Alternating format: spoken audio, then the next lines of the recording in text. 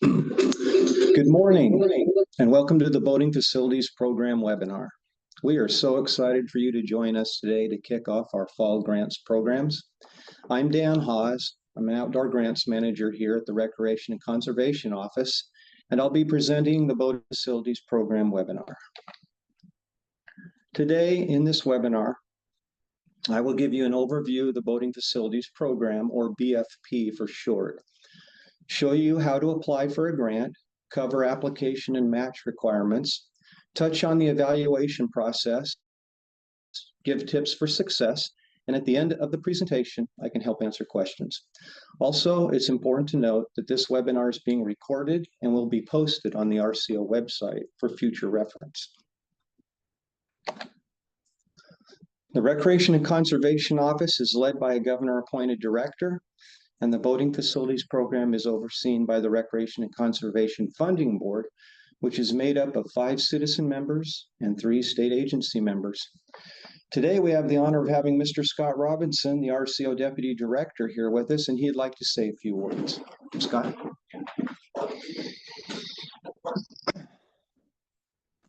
Thank you, Dan, and welcome everyone. As Dan noted, I'm Scott Robinson. I'm RCO's Deputy Director. I began at RCO on this day in 2008, so I've been around here for a little while. And prior to that, I was at the Department of Natural Resources for 15 years. One of my responsibilities was to apply for grants from RCO. So on behalf of our director, Megan Duffy, the Recreation Conservation Funding Board, and all our staff, I want to welcome you to this fall grant cycle. This program is very special to us because it was the first program that RCO ran. It actually was established the same time as the agency was established in 1964. And over the years, we funded over 750 projects throughout the state, projects that help make Washington a great place to access water. So we've been gearing up for this program for the last year. We've hired new staff, we've tweaked our application database, and we've gotten our advisory committee ready to go to hear your projects and score your projects later on in a few months. Now, as I mentioned, I used to apply for grants at RCO, so I wanted to give you a couple of tips that I think that can help you be successful, and I'm sure Dan, throughout his presentation, will reiterate some of these. So the first one is to review, print, and just dive into our grants manuals. Really dig them apart and try to figure out exactly what we're asking of you in your grant application. You'll also see an application to-do list. Follow that to-do list, and those items will help you submit a complete application. So that's the first thing. The second thing is, as you go through number 1, you're going to have questions. Reach out to your grants manager. They are there to help you be successful and answer your questions. They get totally ingrained in these projects and they want to help you. So please reach out to them. And then finally, pay attention to emails that may come from RCO in the next few months. Emails will come out to remind you of important deadlines and are sent to help you be successful. I know you get a lot of emails, but try to pay attention to those from RCO. So those are the 3 tips I have for you. Read, pay attention to the manuals, try to really understand them, contact your grants manager, and then pay attention to emails from RCO. Finally, at the end of the whole application cycle, we're going to send you a survey. I hope you'll take the time to fill out the survey, tell us how we did as an agency and how we might do better in the future.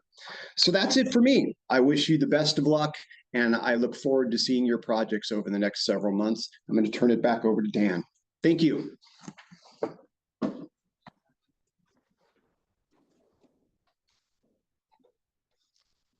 Thanks, Scott. Appreciate those words of encouragement and guidance. So, who is eligible for a BFP grant?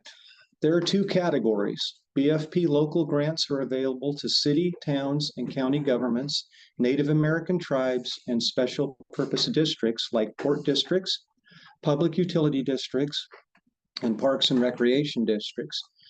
BFP state grants are available to state agencies. You must fit into one of these 2 groups to be eligible for a grant in this program. Created in 1964, the BFP program funds projects to acquire, develop, and renovate facilities that support recreational boating. Upland support facilities and amenities are also eligible if they are primarily supporting motorized boaters. Typical projects include boat launches, boarding floats, breakwaters, transient moorage, and support facilities. Planning projects are pre-construction grants that result in a study, plan, construction specifications, and/or permits to increase the availability of outdoor recreational resources. Planning projects must result in construction-ready bid documents and permits in hand that will allow the sponsor to proceed with development when the funds are available. Acquisition projects are those that purchase or receive a donation of fee or less than fee interest in real property. Acquisition of less than fee interest must be for at least 50 years and may not be revocable at will. Properties that are acquired with grant funding must be developed within 5 years from the date the property was acquired, regardless of whether the sponsor receives another RCO grant for that development. Development projects are the construction or installation of new elements that enhance outdoor recreation resources. A renovation project is intended to improve an existing site or structure to increase its useful service life beyond current expectations or functions. Neither of these categories include regular maintenance activities. Examples of development projects include boat and equipment decontamination facilities, invasive species prevention signs, moorage floats, fixed docks and buoys, parking and staging areas, ramps and fixed hoists for launching, sewage pump out stations, upland picnic, restroom, and shower facilities that are used exclusively or primarily for recreational guest boaters. Periodic dredging, which is limited to removing materials deposited in a channel due to unforeseen events. Dredging must extend the useful life of the facility by at least 5 years. And then there are combination projects, which involve both land acquisition and facility planning, development, or renovation. Ineligible projects include work on facilities that are leased or for moorage of more than 14 consecutive days, and facilities supporting commercial use or commercial vessels, environmental cleanup of illegal activities, elements that can't be defined as capital items like life jackets or operation and maintenance, and projects supporting non-gasoline powered watercraft. Acquisition, development, renovation, and combination grants have limits of $1 million, and planning grants are capped at 20% of the total estimated construction costs, or $200,000, whichever is less. Okay, so that brings us to matching shares. Most of our grant programs require sponsors to bring in some form of match with their applications. To be eligible, match must be essential to the work that is being proposed in the grant application and must meet the grant program's rules of eligibility. This simple illustration is meant to show how RCO thinks of match. There are elements that you want the grant to pay for, and there are project elements you plan to provide as match. However, RCO thinks of it as one big project whereby everything must be eligible and follow all the same rules. We do not distinguish between different elements within the project. It's important to note that in the boating facilities program, you will gain additional points if you bring in more than the minimum required match.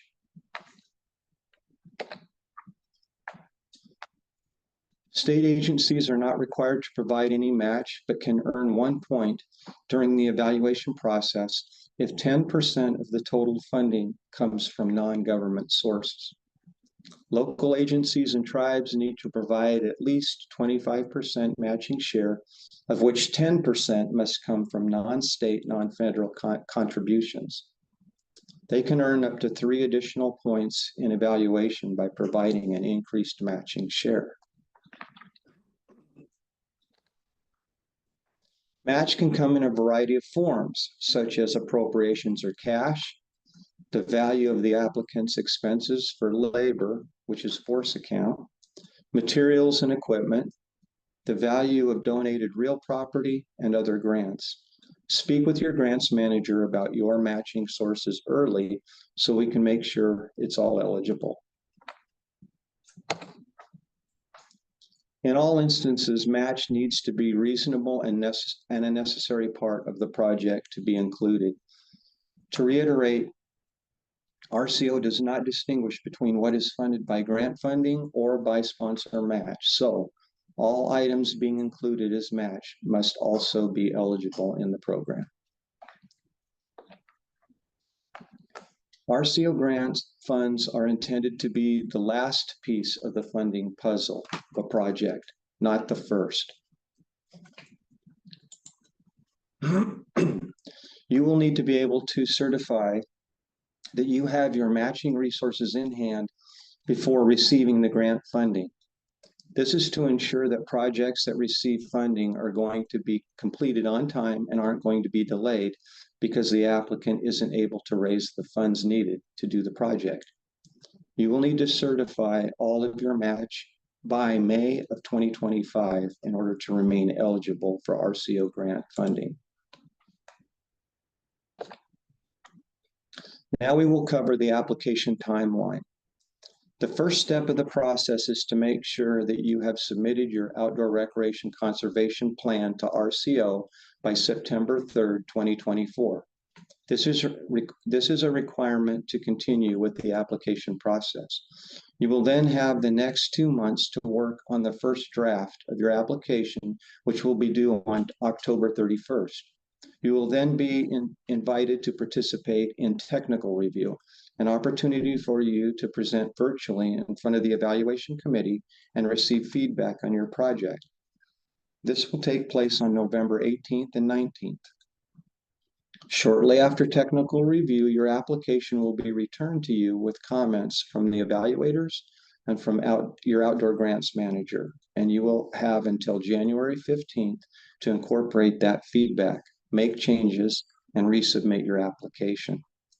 Final evaluation will take place on February 19th and February 20th, and ranked lists will be made available in April. We expect to award grants and get projects under agreement no earlier than July of 2025. Here are some other things to remember. Eligible pre-agreement costs are limited to 3 years before the funding date. Local government applicants need to secure a use authorization from Washington State Department of Natural Resources. Examples can be found on the RCO website on the BFP page. Sewage pump out stations are eligible, but state parks also provides funding through the Clean Vessel Act grant program, which can be used as match or can pay for these stations entirely. And all transient motorized boating is eligible, but there is a preference for trailerable boats, which means under 26 feet.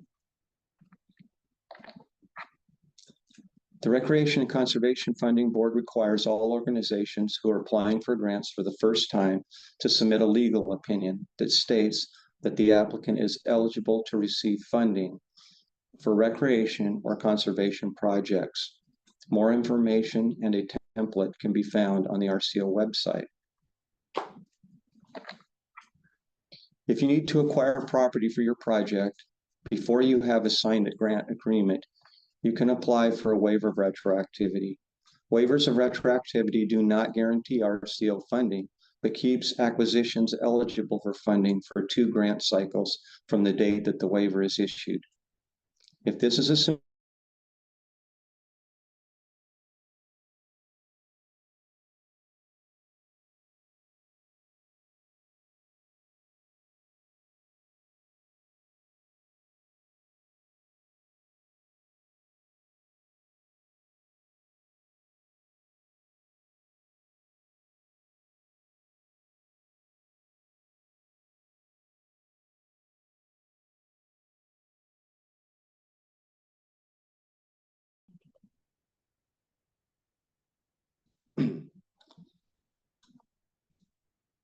So that was a lot of information. How do you navigate this process? Meet the Outdoor Grants Manager team. We are here to help. It is important to work with the grant manager throughout the application process so that there are no surprises down the line.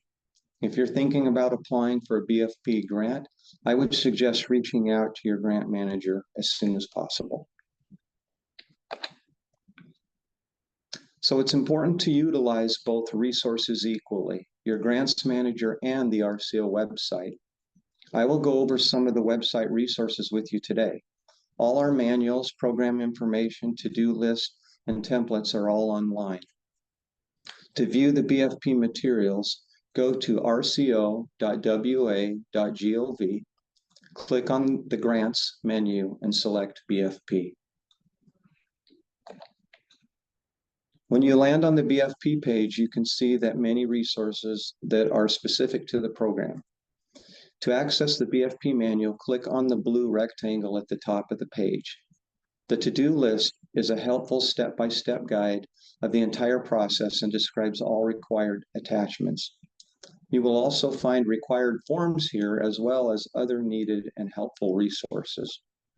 Please download and save the manual and the to-do list, as you will need to refer to them often throughout the grant process. Please note that these resources are updated each grant round. Now I'll cover the technical aspects of how to apply for an RCO grant. The system we use for managing grant applications and agreements is called Prism.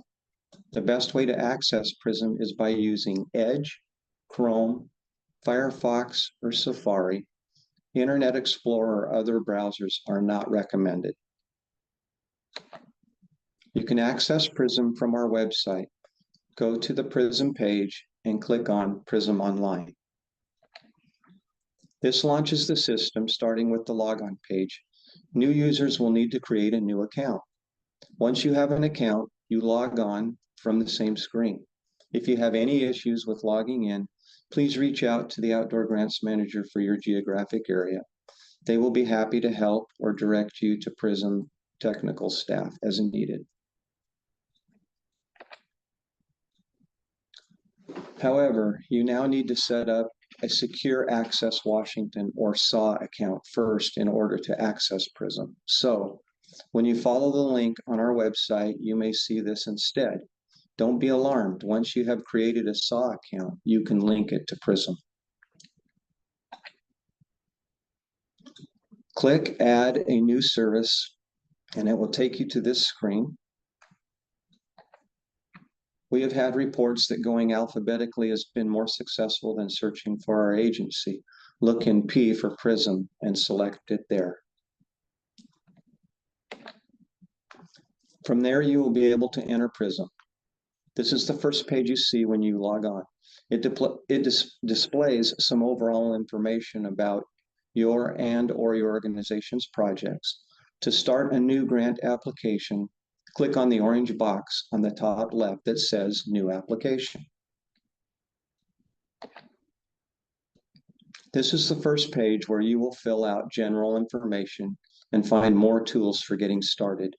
In the left side pane, there are links to pertinent information about planning requirements, a list of all our program descriptions, the grant manager contact list, and instructional videos on how to navigate through Prism, add attachments, add reports, and many other features of our database. The line for the sponsoring organization will automatically populate as you type in the field. This is also where you will enter the formal name for your project. I want to highlight the navigation tree to show that there is a lot of information needed to complete an RCO application. So it is important to start early. Additionally, you can use this navigation tree to go between pages within the application. You can also use the next and back buttons at the top of the screen, but the navigation tree is very helpful for quickly switching pages. Please note that the attachments page sometimes catches people off guard, as they may not be aware that there are multiple attachments needed. I'll talk about how to find that information shortly. The manual and application to-do list will explain all the required attachments for your application. BFP has several that are listed here. Examples of these documents can be found on the RCO website, and your grants manager can help answer any clarifying questions you might have. And I want to note that I have been told the manual is ready to go. The new updated to-do list will be posted today by noon. So you should be able to access that by this afternoon. As you submit your application, you'll be asked to sign up for technical review. Technical review is an important opportunity for you to present your project to the evaluation committee for feedback before your project is scored. These presentations will be presented in person live on Zoom, and you'll have several weeks to incorporate the review committee's feedback before your application is resubmitted and evaluated formally. The evaluation process will work similarly. When you resubmit your application, you'll be prompted to schedule your evaluation session, which will also be a live Zoom presentation. As you're preparing your project, it is critical to review the evaluation criteria for the BFP program. This can be found on our website in the BFP Grant Manual in Section 4. This criteria is how evaluators will score and rank projects, and your ability to answer these questions carefully and effectively could be the difference between receiving a grant award or missing out on funding. So, in summary, the Volunteer Advisory Committee provides technical review and feedback before applications are formally evaluated. They then evaluate and rank the projects and make recommendations to RCO for funding. Another important element of your application will be to provide an accurate cost estimate for your proposal. This is the function for the grant funding request evaluation.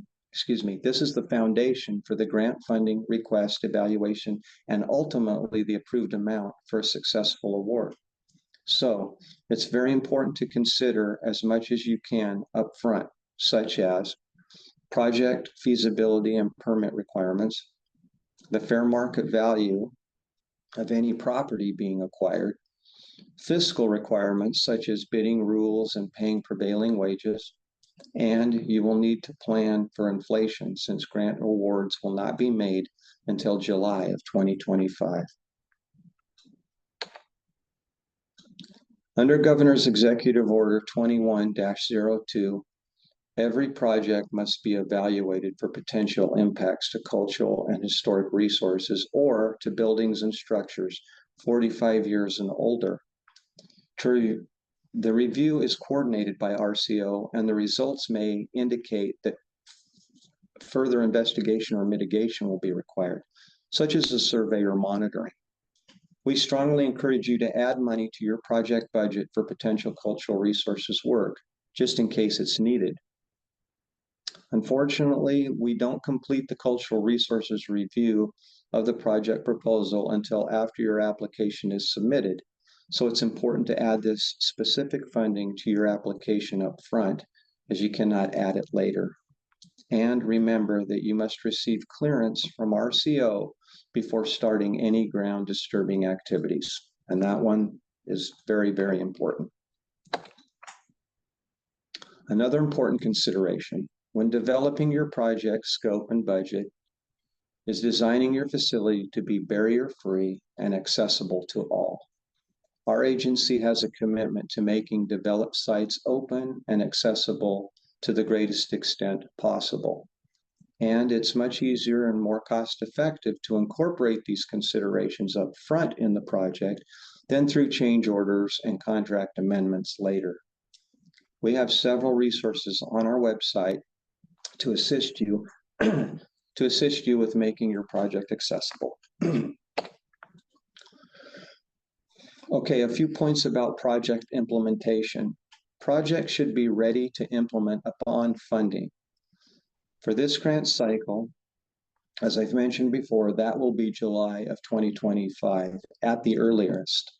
Do not start a project until there is an executed RCO agreement, you have completed cultural resources review, and have met all environmental clearances. You will be asked to establish project timelines or milestones, and we generally expect projects to be completed within 2 to 3 years. Please note that there are some eligible pre-agreement costs. Those costs include design, engineering, and permitting. These costs are valid up to 3 years from your agreement date. So if you are starting some of that work now, make sure you keep track of those costs so you can submit for reimbursement later if you are awarded a grant. Please consult our manuals for more information. The most important document is the project agreement. This is the legal contract between your organization and the state of Washington for the grant funding you receive. RCO administers the contract on behalf of the state. We don't have time in this webinar to cover all aspects of the agreement, but briefly, it contains the standard terms and conditions, scope of work, period of performance, the amount of grant funding, reporting requirements, and long-term compliance responsibilities. RCO's responsibility is to protect our public investment, so grants are for the long term.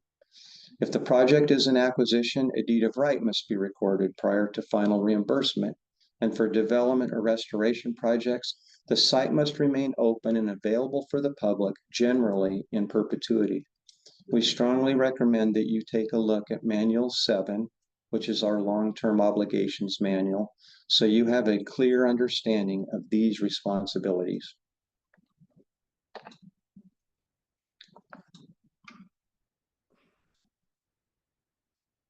Okay, I'd like to wrap up with a few tips to help you be successful. The first thing is to communicate early with your grants manager. If you don't know who your grants manager is, feel free to email me and we can get you to the correct person. Establish a realistic scope, cost, and project budget. Get on our website now and save the to-do list and manuals. Make sure that they have been updated for the 2024 grant cycle. Permitting for boating projects can be costly and time-consuming. Make sure you have established a realistic timeline, especially if you are applying for an Army Corps of Engineer permit. Start your application early so that you can get a sense of all the information RCO needs to evaluate your project.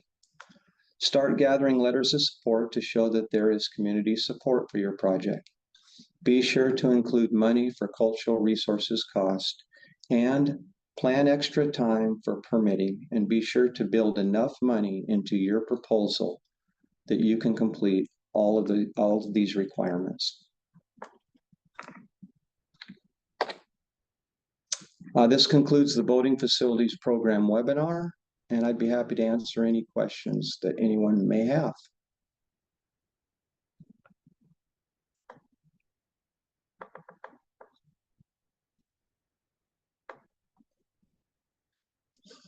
And you can use the raise hand feature in Zoom to let us know that you have a question, if there are any questions.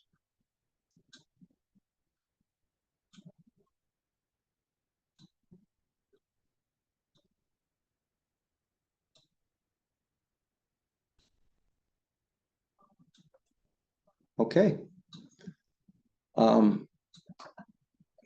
Is there one coming in now? Okay. Yes, thank you for the fabulous presentation there. This is Brian Watney over in Keyport, and the port of Keyport is looking at trying to acquire a property, a waterfront property adjacent to the port for acquiring for uplands, having boating infrastructure, restrooms, that type of thing. And we have a fairly quick time frame. The family just passed away, and so we're just trying to figure out the best way to go about moving forward on purchase of this property for acquisition. because it's going to be going on the public market soon. Yeah.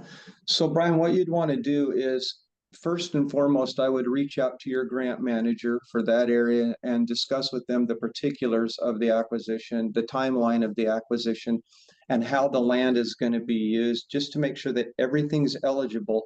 And then most likely what they will have you do is fill out what's called a waiver of retroactivity on the property, and that means that you can go ahead and purchase it now and then come in and be able to apply for acquisition later in our process. But that way it lets you secure the property so you don't lose it, and then you can come in and apply for grant funding. Now, just to reiterate, a waiver of retroactivity does not secure funding through RCO in any way through the boating facilities program, but it gives you a placeholder, so to speak, that you can now come in, put in an application, and then be able to openly compete for funding and possibly get funding towards that acquisition that you've already made. Great. Thank you for the clarification. Yeah, you bet. No problem.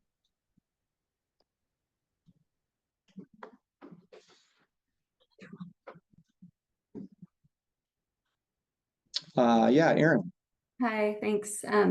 Could you speak a little bit to the difference in application types between motorized boat projects and non-motorized, and whether there's any preference? The project we're looking at is for a non-motorized boat ramp renovation.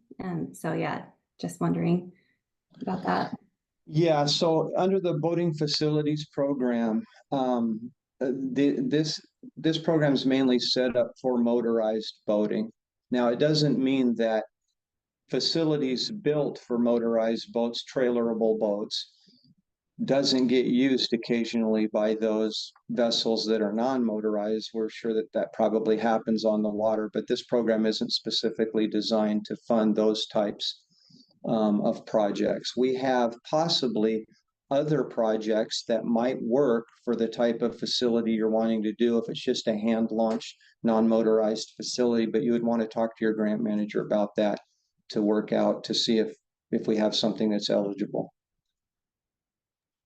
Okay, there are, I mean, it's a ramp, a truck, a vehicle ramp to access. I guess just the main type of use is rafting, kayaking, canoeing, things like that. So is there any difference there? Would that still be?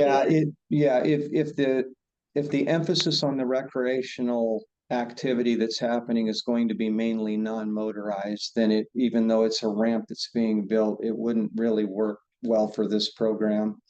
You would want to talk with your grant manager about to see if we have other resources or other programs, but this one would not support that because the funding for this program mainly comes from gas tax for motorized boats. So that's not going to be something that we would build that would really be eligible under the program if the main function is to service non-motorized boats and vessels. Okay, thank you for that clarification. It's helpful. Yeah, you bet.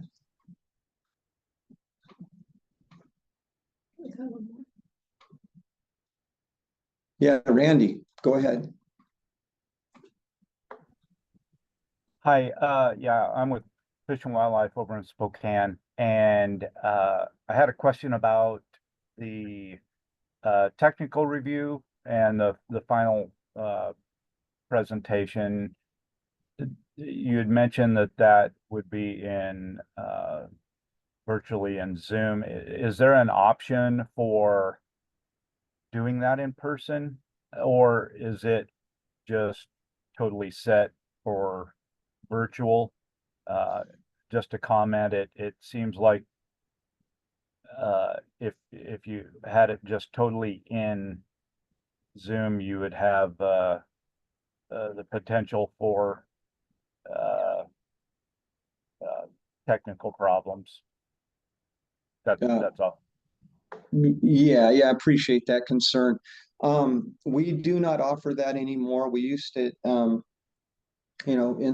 back in the olden days, we used to do those live. in person. We do not do that anymore. They're all done virtually now, and they are done by Zoom. And the technology has gotten better and quite a bit more reliable. When we first started doing it, there were some hiccups that happened, but as far as I know from our admin staff and our technical staff, things have ran pretty smoothly over the last, especially the last couple of grant rounds. And we feel like it's been a pretty good system that works pretty well for people. Okay, thank you for the clarification.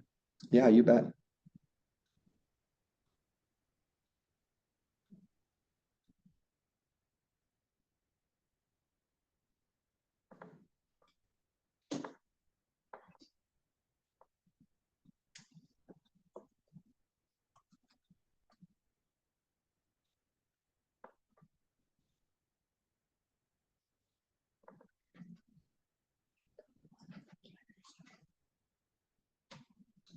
Just seeing if anybody else has any other questions before we wrap up.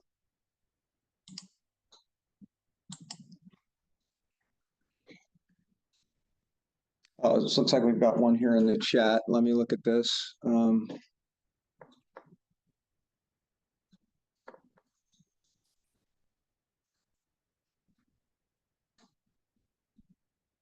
so it says, if we are seeking to renovate, replace a fixed dock ramp that is currently not ADA accessible, it says there are stairs down to the ramp now. Would we be required to expand our project to include ADA accessible access? Yeah, and the answer to that question is yes, you would be required. So if you were basically, if you're seeking to do any kind of major renovation or replacement to the dock and the ramp itself, you would have to provide ADA access as well, especially if there's only just stairs that are available now. And that is, like I said, that's something that we kind of, that's one of our requirements when you're going to do new development or major renovation of an existing structure. You have to make it as accessible to the public as possible. So you would have to, I would encourage you to get with your grant manager, research a little bit about what the state of the project is now. I mean, what the state of the facility is now. Look at the type of project that you want to do, and then you'd have to start finding out what type of ADA you would need to incorporate into that so that we would be able to eligibly fund that project if you were to score high enough, because the accessibility is very important. And thanks for that question.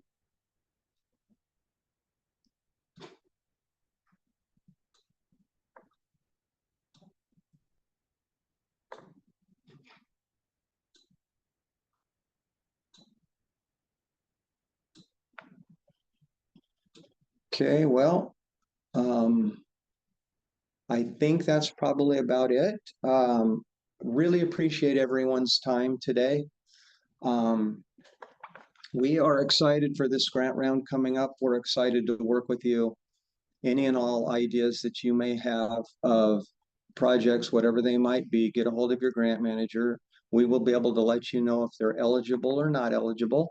And those that are eligible, we will help you to get going in the process and guide you through that process. And hopefully we can get you some money so you can do a great project.